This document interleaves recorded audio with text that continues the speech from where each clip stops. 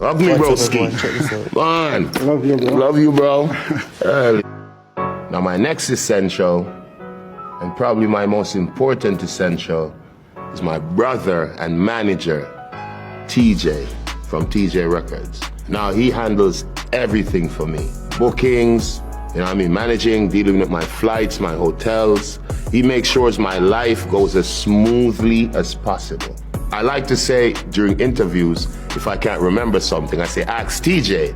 And that slang has become viral in Jamaica. It's crazy. I'm almost a decade older than he is, so I met him when he was younger, like out of high school. He used to promote shows like concerts and parties, and I did a party for him.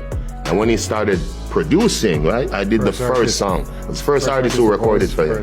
He doesn't talk, and I'm gonna be honest.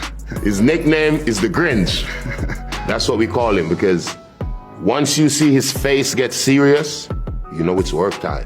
All fun is over. So yeah, that's TJ. Real essential. Hug me, broski. Come on. Love you, bro.